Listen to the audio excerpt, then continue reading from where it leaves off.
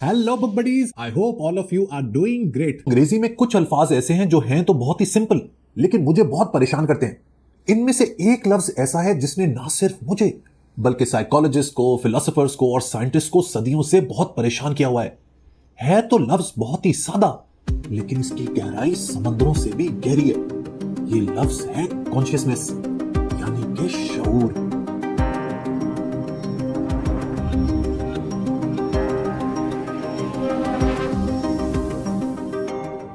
दोस्तों, कॉन्शियसनेस को लेकर 19वीं और 20वीं सदी में बहुत काम हुआ। साइंसदानों ने इस बात को पता लगाने की कोशिश की कि आखिर कॉन्शियसनेस क्रिएट कैसे होती है।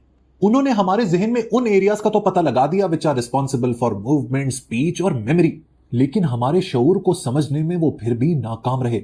इस पजल को कहा जाता है hard problem of consciousness. Hard problem of consciousness कुछ सवाल उठाता है। मसलन हमारा जो फिजिकल ब्रेन है, जिसके अंदर न्यूरॉन्स हैं, साइनेप्सेस हैं, वो हमारे सब्जेक्टिव एक्सपीरियंस को कैसे क्रिएट करता है। क्यों हमारे जहन के अंदर एक इनर लाइफ मौजूद है। फॉर एग्जाम्पल, मैं आपको कहता हूं कि अभी अपनी आंखें बंद करें और बिल्कुल अपना फोकस उस बात पर लगाएं जो मैं आपसे कहने वाला हूं।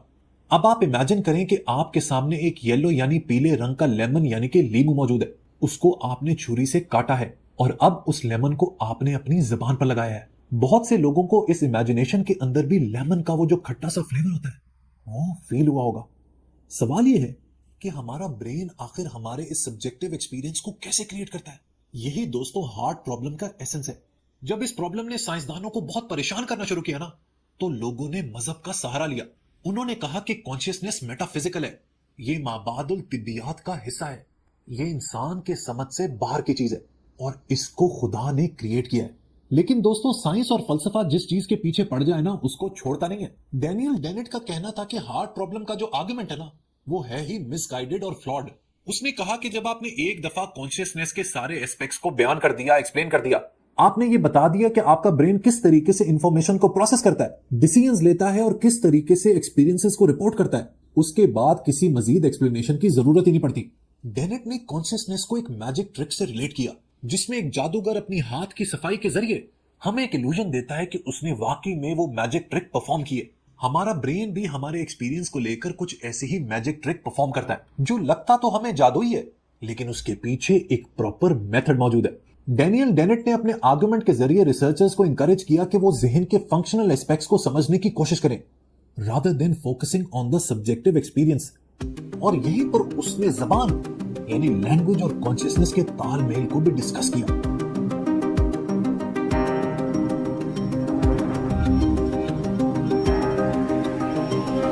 अमेजिंगली, जो जबान हम लोग बोलते हैं यानी कि हमारी लैंग्वेज, इसका भी हमारी कॉन्शियसनेस से बहुत ही गहरा ताल्लुक है।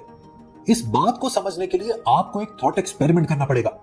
इमेजिन करें कि आप एक ऐसी दुनिया में रह रहे हैं जहां पर वर्ड्स यानी कि अल्फाज नहीं है। ऐसी दुनिया में अल्फाज के बिना आप बड़े बड़े कॉम्प्लेक्स आइडियाज को कैसे समझेंगे? आप अपनी जिंदगी को प्लान कैसे करेंगे? वर्ड्स के बगैर अपनी जिंदगी को इंप्रूव कैसे करेंगे? और पास से सीखकर अपने मुस्तकबिल को कैसे बेहतर करेंगे? हमारी जबान का हमारे शऊर से एक और बहुत ही गहरा ताल्लुक है। इस जबान के जरिए ही हम लोग हायर ऑर्डर थिंकिंग कर सकते हैं, सेल्फ अवेयरनेस हासिल कर सकते हैं। लेकिन आखिर कैसे? लैंग्वेज का आखिर हमारी कॉन्शियसनेस से, हमारे शऊर से क्या ताल्लुक है? इस बात को समझाने के लिए मुझे आपको एक जबरदस्त कॉन्सेप्ट समझाना होगा, जिसको कहा जाता है जॉयसन मशीन। ये जॉयसन मशीन दरअसल कोई फिजिकल मशीन नहीं है, बल्कि ये हमारे ब्रेन के अंदर एक नेचुरल सॉफ्टवेयर है, जिसका ताल्लुक हमारी लैंग्वेज, हमारी जबान से है। इसका नाम पड़ा दरअसल जेम्स जॉयस से, जो एक कमाल का राइटर था, जिसकी वजह शोहरत थी एक यूनिक स्टाइल ऑफ राइटिंग, जिसे कहा जाता है stream of consciousness style.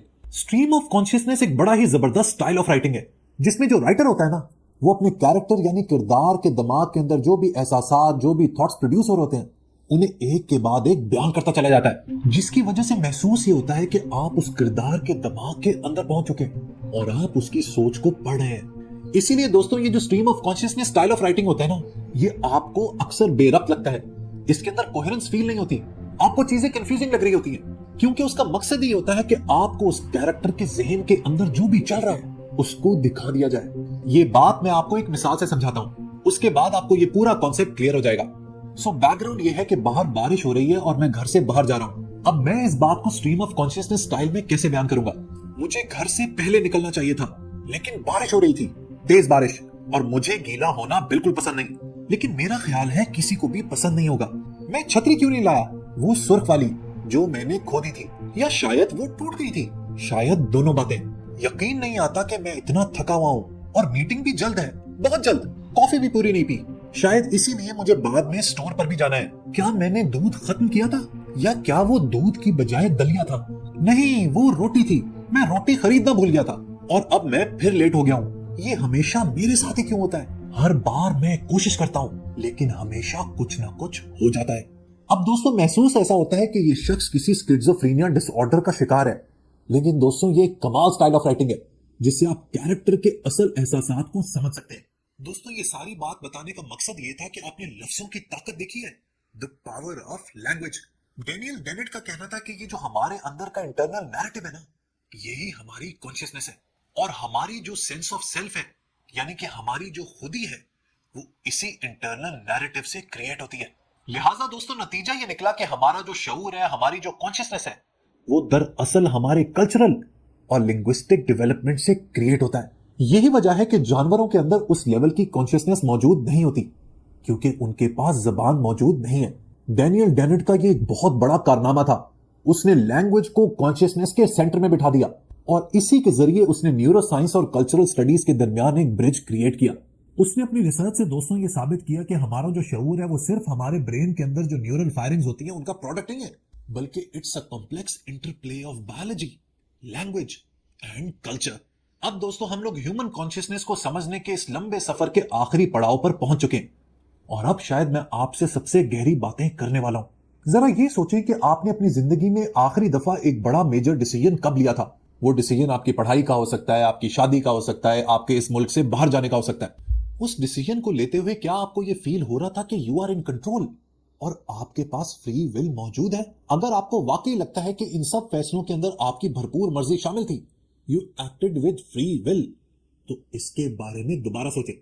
Daniel डेनेट कहता है कि हमें फील तो होता है कि हम लोग फ्री हैं, लेकिन दरअसल ऐसा नहीं है।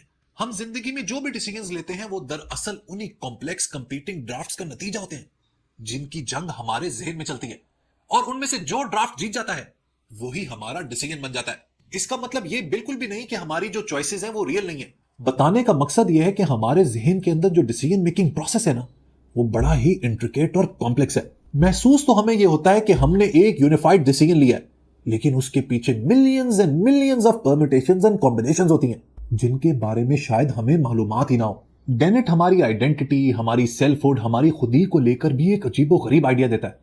वो कहता है कि हमारी सेल्फ दरअसल हमारे ब्रेन का घड़ा हुआ एक अफसाना है। जैसे जैसे हमारा जहन हमारी मेमोरीज को, हमारे एक्सपीरियंसेस को कोलेट करता है, जमा करता है, वैसे वैसे ही साइड बाय साइड वो हमारी आइडेंटिटी को क्रिएट करता रहता है। लिहाजा पूरी उम्र हमारी सेल्फ, हमारी आइडेंटिटी तख्लीक होती रहती है। हमें फील तो होता है कि हमारी शनाख्त, हमारी आइडेंटिटी स्टैटिक है, वो कंस्ट्रक्ट हो चुकी है, लेकिन ऐसा नहीं है दोस्तों। It's in continuous evolution. ये फ्लूइड है और ये सारी उम्र बनती रहती है। इन आइडियाज की दोस्तों बहुत ही मेजर सोशल और एथिकल इंप्लीकेशंस हैं। अगर सब कुछ जो हम जिंदगी में करते हैं वो हमारे ब्रेन के कॉम्प्लेक्स प्रोसेसेस का नतीजा है, तो फिर मॉरल रिस्पॉन्सिबिलिटी किसकी है? इंसान की या उसके अनकंट्रोलेबल जहन की? इंसानी शऊर को समझने के इस बिजार सफर को हम लोग फ्यूचर में जरूर कंटिन्यू करेंगे, लेकिन आज जो बातें मैंने आपको बताई हैं उनके ऊपर आपने रिफ्लेक्ट जरूर करना है, उनको समझने की कोशिश जरूर करनी है। काफी डीप बातें हैं, इनके बारे में जरूर सोचिएगा। वीडियो पसंद आई हो तो लाइक बटन जरूर प्रेस कीजिएगा। Until next time, good bye.